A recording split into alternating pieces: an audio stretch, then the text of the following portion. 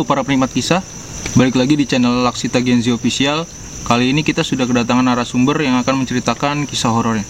Gue Dewa Bergawe, ini dia kisahnya.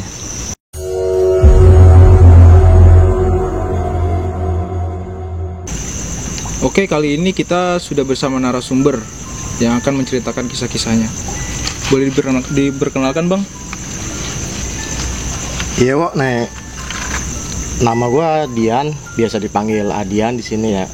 Jadi di kesempatan ini nih Adian mau cerita pengalaman pribadi, kisah nyata yang dimana ini dia alamin tahun 2018 di saat Adian ini mau mulai bekerja lagi di sebuah transportasi air di bidang pariwisata, ya lebih tepatnya kapal pesiar gitu ya. Oke. Yang dimana pun mereka pun ada di mana-mana ya, mau ceritakan aja, mau sharing aja buat semuanya apa yang Adian alamin ini, yang apa yang pernah kejadian gitu. Berarti kali ini kita kedatangan bintang tamu yang agak spesial nih, soalnya kan biasanya pengalaman-pengalaman horor itu rata-rata di gunung atau enggak di darat lah. Kali ini kita kedatangan narasumber yang punya pengalaman di laut ya, Ayah? Iya, betul. Betul banget. Boleh langsung diceritakan, mau dimulai dari mana kisahnya? Jadi begini ceritanya ya. Ceritanya ini tuh terjadi di tahun 2018, tepatnya tuh tanggal 20 Februari. Yang dimana waktu itu tuh tanggal 26-nya Adian itu tuh harus berangkat kerja lagi kan. Berangkat kerja lagi ke kapal, tapi harus transit di Singapura. Nah, tanggal 20 malam Februari itu kebetulan itu orang tua sakit. Nah, sakitnya itu yang diharuskan dia tuh harus pergi ke rumah sakit, dan setelah diperiksa ternyata harus dirawat. Nah, sakitnya itu sakit bisul. Bisul. Nah, itu setelah di rumah sakit itu, setelah dinyatakan harus dirawat, akhirnya kan kita kan sebagai anak-anaknya jangan harus mengerjakan semua administrasi, membawa orang tua ke kamar gitu kan. Jadi waktu tanggal 20 Februari jam 11 malam itu, setelah dinyatakan harus dirawat karena harus dioperasi kan, itu akhirnya dimasukkanlah di ruangan di kelas 1, tepatnya tuh di rumah sakit daerah Pal Depok begitu. Nggak bisa nyebutinnya ya. Oke. Nah, tapi setelah didiagnosa lagi, besoknya tanggal 21, orang tua itu tidak bisa langsung dinyatakan harus dioperasi karena ternyata gulanya tinggi. Oh iya. Jadi harus masih menunggu waktu beberapa hari sampai menstabilkan gula darahnya itu kan. Iya. Nah, di saat dari tanggal 20 Februari sampai 25 Februari itu semua kejadian sudah dimulai sebelum nanti kejadiannya ini di kapal. Oh gitu. Jadi gini, Wak, Adian itu tuh dari dulu ya, Adian sih nggak mau dibilang indigo, nggak mau deh. Mungkin bisa dibilang ada bakat kali, udah dikasih sama yang di atas, emang harus begitu kali. Iya benar. Jadi ada masa-masanya itu yang namanya mata ini nih sering bisa bahkan sampai merasakan, sampai berkomunikasi gitu, bukan hanya melihat aja gitu. Jadi waktu kejadian orang tua sakit masuk rumah sakit itu, ternyata bakat itu kembali lagi, yang dimana tuh Adian tuh harus menjalani hari-hari itu bisa melihat keberadaan mereka. Di tanggal 20 Februari itu pas orang tua masuk rumah sakit, pas mau dimasukin ke kamar pasien, Adian tuh nggak ikut awalnya karena Adian tuh harus ngurusin administrasi semuanya kan. Sampai akhirnya dikasih tahu sama susternya kalau ibu itu masuk di kelas 1, kamarnya di sini, koridornya di sini. Udah Adian ikutin tuh tengah malam itu. Pas Adian ikutin itu koridornya, pas belokan ke kiri mau masuk ke koridor ruangan orang tua yang di situ lagi, ya udah sampai di ruangannya. Di situ tuh Adian tuh udah ngelihat semuanya, udah ada Sampai masuk ke kamar pun ternyata banyak. Nah misalkan nih Adian tanya nih, kalau Dewo pernah ngeliat sosok Mrs. K itu nggak? Maksudnya Mrs. K itu kuntilanak nggak? Nah itu ya. Pernah sih, cuma nggak terlalu jelas gitu ngelihatnya. Yang seperti kita ketahui kan ya, yang kayak di TV-TV lah, tentang cerita-cerita orang lah kan ya, seperti wujudnya pakai baju putih, rambut acak-acakan ya kan. Di situ tuh di koridor itu tuh Adian itu melihat itu sosok Miss K itu tuh berwarna-warna kayak pelangi.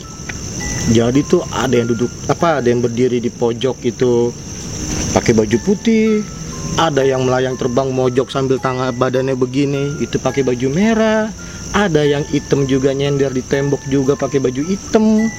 Ini yang lucu kuning.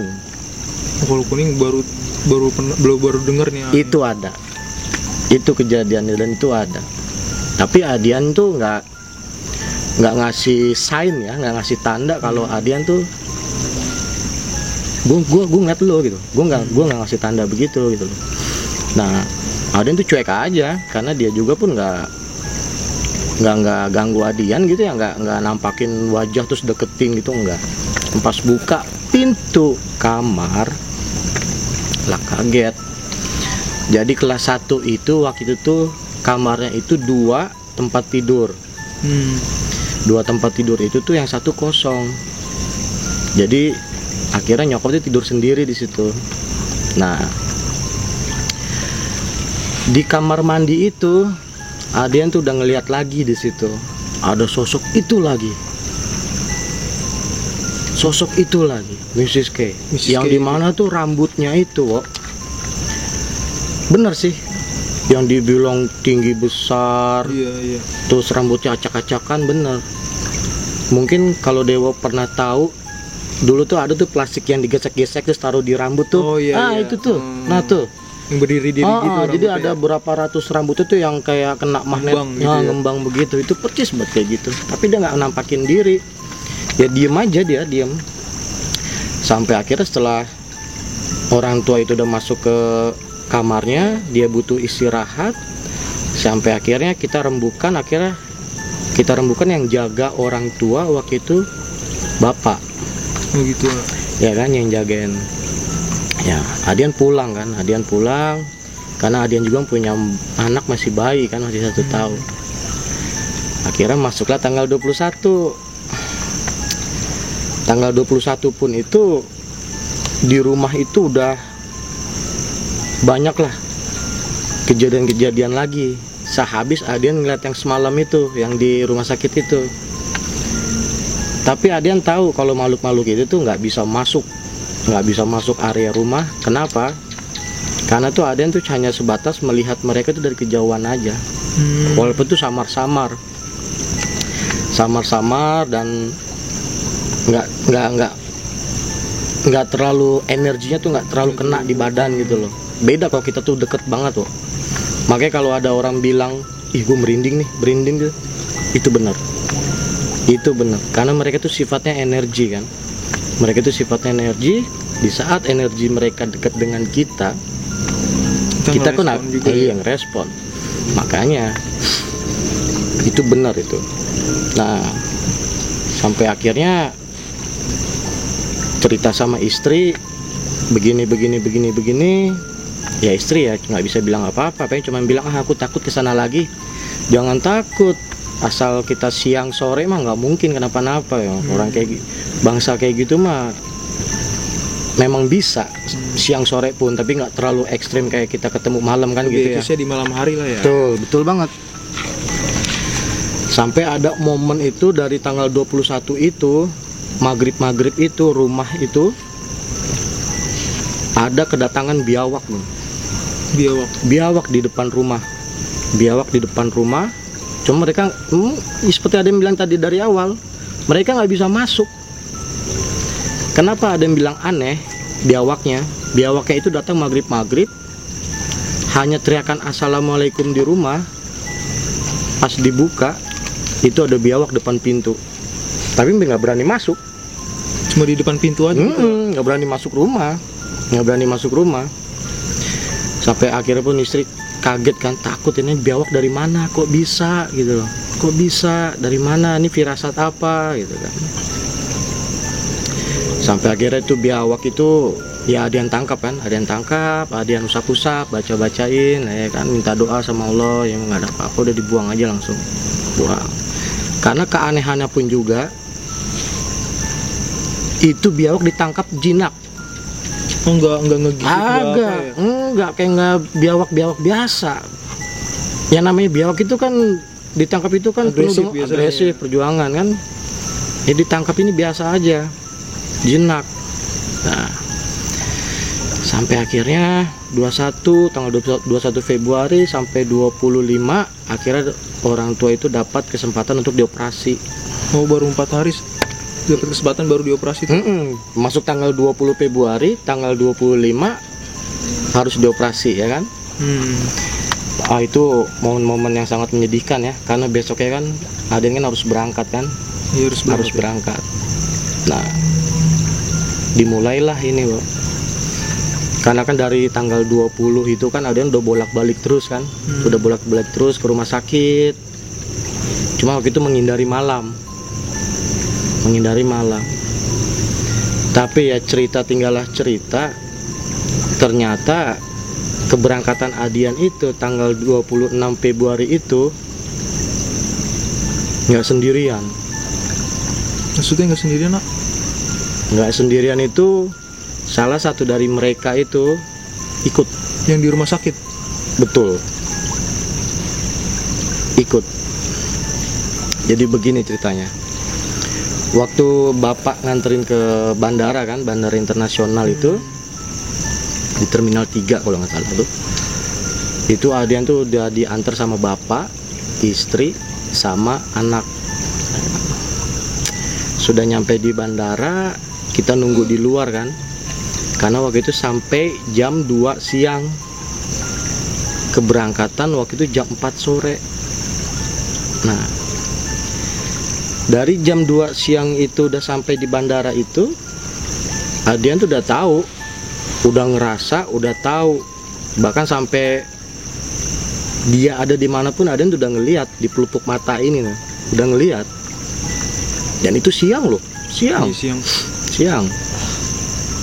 Sampai akhirnya Adian juga nggak mau nakut-nakutin istri kan, nggak mau cerita.